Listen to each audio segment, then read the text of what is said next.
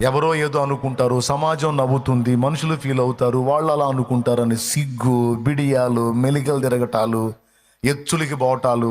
ఏం బోటాలు? పెద్దగా చెప్పండి. ఎత్తులకి బోటాలు.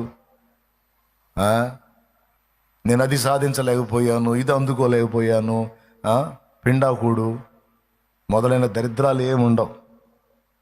అందిందా దేవునికి స్తోత్రం, అందలేదా వేరే ప్లాన్ ఏదో ఉంది, అందును బట్టి దేవునికి స్తోత్రం.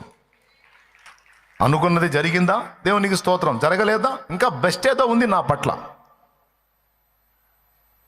ఇట్లా ఉంటుందండి మైండ్.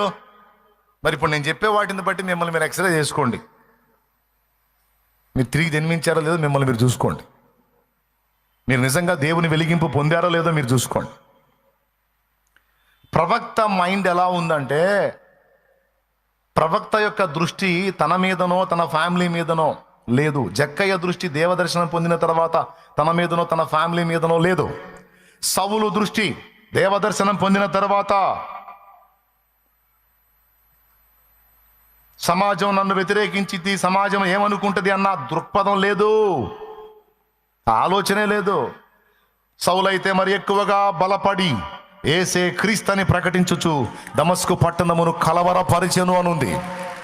దమస్కు పట్టణమును కలవరపరిచాడనుంది. అంటే మనుషులు శత్రువులు అవుతారని తెలుసు, అవమానిస్తారని తెలుసు, కొరడాలతో కొడతారని తెలుసు, రాళ్ల దెబ్బలు తగులుతాయని తెలుసు, బెత్తాలతో కొట్టబడతాడని తెలుసు, పడద్రోయబడి ఈడవబడతాడని తెలుసు, అష్ట కష్టాలు పడాల్సి వచ్చిందని తెలుసు తన సమాజం చేత. అయినా అస్సలు